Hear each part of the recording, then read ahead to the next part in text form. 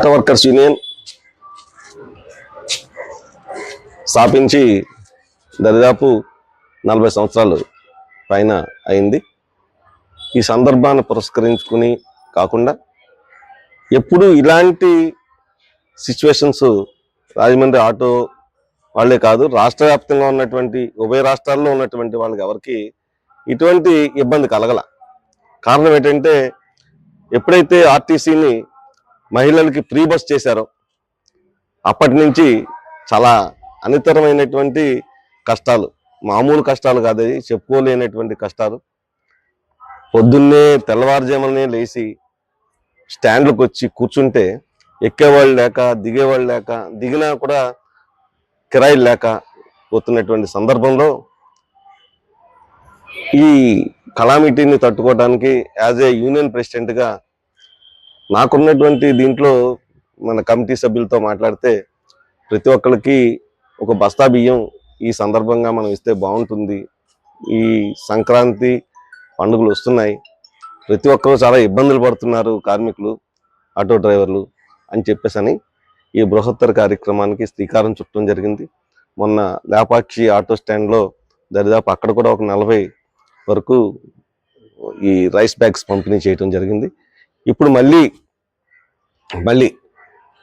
ఇంకొక 45 వరకు ఇవాళ మళ్ళీ ఈ అప్సరా పాయింట్ కార్మికులకి, ఆటో కార్మికులకి పంచిపెట్టడానికి బియ్యం పంపిణీ కార్యక్రమం చేపట్టాం. ప్రభుత్వానికి మేము విజ్ఞప్తి చేసేది ఏమిటంటే, మీరు సంవత్సరానికి 15,000 రూపాయలు ఇచ్చినప్పటికీ కూడా ఏ విధమైనటువంటి ఇవి లేవు. ఎందుకంటే ఫైనాన్స్ కంపెనీలు వాళ్ళు ఇవాళ ఓడీల మీద ఓడీలు వేస్తున్నారు. గతంలో అయితే ఈ ఫైనాన్స్ కంపెనీలు ఓడీలు ఎలాగుండేవంటే, కట్టేసిన తర్వాత వాళ్ళకి 36 నెలలు అనుకుంటే 36 నెలల తర్వాత ఈ 25,000, 30,000, 40,000 ఓడీ ఉందని అని చెప్పేవారు. ఇవాళ ఆ పరిస్థితిని తీసేసి ప్రతి నెల వాయిదాలోనే ఆ ఓడీని కట్ చేసేస్తున్నారు. కట్ చేసేయటం వలన చాలా ఇబ్బందికరమైన పరిస్థితులను ఎదుర్కోవాల్సినటువంటి పరిస్థితి. లాస్ట్కి వచ్చేసరికల్లా ఇవన్నీ తెలిసి అనుకున్న దానికన్నా ఒక 50,000 ఫైనాన్స్ తీసుకుంటే ఇంకో 50,000 రూపాయలు అడిషనల్ గా కట్టాల్సిన దుస్థితి ఏర్పడింది ఆటో డ్రైవర్లు.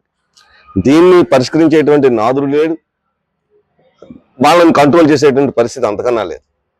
దయచేసి ప్రభుత్వాలు ఇప్పటికైనా సరే దాని మీద ఒక చర్య తీసుకుంటే బాగుంటుంది. అలాగే ఇవాళ పోలీస్ డిపార్ట్మెంట్ కాదు, లేకపోతే ఇతర డిపార్ట్మెంట్లు, రోడ్ ట్రాన్స్పోర్ట్ అధికారులే కాదు, ఖచ్చితంగా మరి ఏవైతే మరి రోడ్డు మీదకి వచ్చారంటే వాళ్ళకు ఒక టార్గెట్ ని ఫిక్సప్ చేసి ఆ టార్గెట్స్ ప్రకారం కేసులు రాసుకుని వెళ్ళేటువంటి పరిస్థితి ఏర్పడిన తర్వాత మేమందరం కూడా బలైపోతున్నాం. ఎవరికి చెప్పలేని పరిస్థితి. ఆల్రెడీ ఒకసారి క్లిప్పింగ్ ఫోటో తీసుకున్నాడని అంటే ఫైన్ పడిపోతుంది. ఇలాంటి నేపథ్యం గత ప్రభుత్వాలు ఏనాడు చేయలేదు. ఇవాళ ఉన్నటువంటి పరిస్థితుల్లో గత మరి వైఎస్ఆర్ పార్టీలో ఈ రకమైనటువంటి ఇబ్బందులు ఎదుర్కోలేదు. మరి అంతకుముందు మరి తెలుగుదేశం గవర్నమెంట్ ఉన్నప్పుడు కూడా ఈ రకమైనటువంటి ఇబ్బంది ఎదుర్కోలేదు. ప్రస్తుత తరుణంలో ఎందుకో తెలియదు కానీ మరి ఈ రకమైన వాతావరణం అంత మంచిది కాదు. కార్మికులందరినీ మీరు దూరం చేసుకుంటున్నారు. ఆల్రెడీ కార్మిక చట్టాలని కూడా మీరు మార్చేశారు. ఇవాళ వాళ్ళకి రక్షణ లేకుండా పోయింది. రోడ్లను తిరిగే రవాణా వాళ్ళకి కూడా ఇబ్బందులు కలిగేటువంటి పరిస్థితులు మీరు తీసుకొచ్చారు. దయచేసి ప్రభుత్వం వెంటనే దీని మీద ఆలోచన చేయండి. మేము చెప్పేది కూడా మేము డిమాండ్ చేస్తే వాళ్ళ రోడ్డు మీదకి ఎక్కితే మాకేం న్యాయం జరుగుతుందన్న నమ్మకం కూడా పోయింది. గతంలో పోరాటాలు చేస్తే ఎక్కడో ఒక చోట న్యాయం జరిగేది. ఇవాళ ఆ పోరాటాలు చేసిన జైలు పాలవడం తప్ప ఏ విధమైనటువంటి న్యాయం జరగట్లేదు. అందువల్ల దయచేసి మా మీద మీరు జాగ్రత్తగా ఆలోచన చేసి మాకున్నటువంటి ఈ పరిస్థితిని అర్థం చేసుకుంటారని చెప్పి భావిస్తున్నాను. Thank you. అందరికీ నమస్కారం. మీడియా మిత్రులకి, పాత్రికేయులకి అందరికీ నమస్కారం. మా పెద్దలకు కూడా నమస్కారం ఇస్తూ, నా పేరు జోగా శ్రీనివాసరావు. గత 40 సంవత్సరాల నుంచి ఆటో ఫీల్డ్లోనే ఉంటున్నాను. అయితే ఐడెంటిటీ మన యూనియన్ సంబంధించి ఇన్నాళ్ళు గంగాధర్ గారు మాకు విన్నట్టు ఉంటూ ప్రతి సంవత్సరం కూడా మాకు ఎంతగానో ఘనంగా చూస్తున్నారు. అయితే కరోనాలో ఇబ్బందులు పడ్డాం, మళ్ళీ ఫ్రీ బస్సులు పెట్టాక ఇప్పుడు ఇబ్బందులు పడుతున్నాం. ఇబ్బందులు పడ్డం అంటే మామూలుగా కాదు, చాలా విపరీతంగా ఎవరికి చెప్పుకోలేని రీతిలో మేము బాధలు పడుతున్నాం. బాధలు ఎవరికి చెప్పాలో తెలియక క్రిస్మస్ అయింది. క్రిస్మస్ ఏ విధమైన ఒక పిల్లలకి బట్టలు కొనాలన్నా, ఇంట్లో పిండి వంటలు వండుకోవాలన్నా ఏ విధమైన ఈ లేక వ్యాపారాలు లేక చాలా ఇబ్బందులు పడుతున్నారు. దాని నిమిత్తం మా యూనియన్ నాయకులు గంగాధర్ గారి దృష్టికి తీసుకెళ్తే వాళ్ళు ఒకే అంచుల దారిగా బియ్యం మూటలు ఇస్తున్నారు, పంపిణీ చేస్తున్నారు మా కార్మికులకి. ఈ పండగన్నా సంతోషంగా చేసుకోండి అని చెప్పేసి వారు ఇచ్చిన భరోసాతో మా కుటుంబంలో మా ఇంటికి వచ్చి అల్లుళ్ళు కానీ కూతురు కానీ ఏం పెట్టాలో మాకు తెలియని స్థితిలో ఇవాళ ఈ మూటలు ఇస్తున్నారంటే మాకు చాలా ఆనందంగా ఉంది. ఇది ఒకరితోటే పోయేది కాదు, ప్రతి ఒక్కరు కూడా స్పందించాలి. ఆటో డ్రైవర్లు బ్రతుకు ఎలాగున్నదో అనేది ఈ రీతిలో ఒక్కసారి అర్థం చేసుకోకపోతే ఫిట్నెస్కి వెళ్తే ఫిట్నెస్ దగ్గర ఇబ్బందులు, ఎప్పుడో పడిన చనాలాలు ఈ రోజు బయటకు వస్తున్నాయి. ఎందుకు వస్తున్నాయి? అర్థం 2003లో పడ్డ చనాలాలు ఇప్పుడు బయటకు వస్తున్నాయి.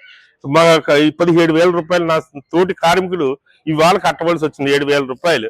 ఇలాంటి పడితే మేము ఏం చేయాలి? సూసైడ్ చేసుకోవడం తప్ప మేము ఏమీ చేయలేం. ఒకే ఫైనాన్స్ ఇబ్బందులు, ఒకళ్ళ చేయి చాచి అడగలేని పరిస్థితి.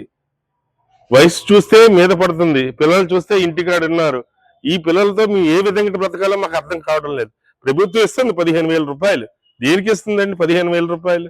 ఆ రోజుకి ఆ బండి బాగు చేయించుకొని కొన్నాళ్ళు నడుపుతున్నాం, కొన్నాళ్ళు తిప్పుతున్నాం, కానీ మళ్ళీ దానికి ఫిట్నెస్ కావాలంటే 15,000 రూపాయలు కాదు, 25,000 30,000 రూపాయలు ఫిట్నెస్ అవుతుందండి. ఇది వరకు 750 రూపాయలు చనాలు ఉండి ఇది ఇవాళ రోజున ఎంతో బంగారం రేటు పెరిగినట్టు పెరిగింది. ఇదంతా ప్రజలు ఇబ్బందులు పడుతున్నారు. దానికి అధికారులు దీన్ని ప్రత్యామ్నాయం చేసి మా ఆటో డ్రైవర్లు అందరినీ ఆదుకుంటారని, ఈ ఫ్రీ బస్సుల వల్ల మేము చాలా నష్టపోతున్నామని, ఒక ఆడు ఫ్రీ బస్సు ఉంది కదా, జనాలు ఉన్నారు కదని మేము వెళ్తే వాళ్ళు ఆధార్ కార్డు చూపిస్తున్నారు మాకు, మీరు పొండరా మాకు ఆధార్ కార్డు వచ్చింది అని. ఆధార్ కార్డు పెట్టుకుని ప్రయాణం చేస్తున్నారు. మీ ఏమైపోవాలండి? ఏం చెప్పమంటారు? ఏం చెయ్యాలని మీరు చేతుల్లోనే ఉంది. ఫ్రీ బస్సు లేని నాళ్ళు కొన్నాళ్ళు ఏదో తిన్నాం.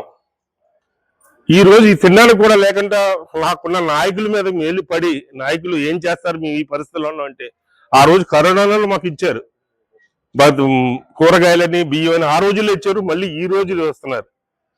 కానీ దీనికి ఒక విధంగా బాధపడుతున్నాం, ఒక విధంగా సంతోషంతో అధికారులు ఇచ్చింది మేము తీసుకుంటున్నాం. ఇదండి, అందరికీ నమస్కారం అంతే.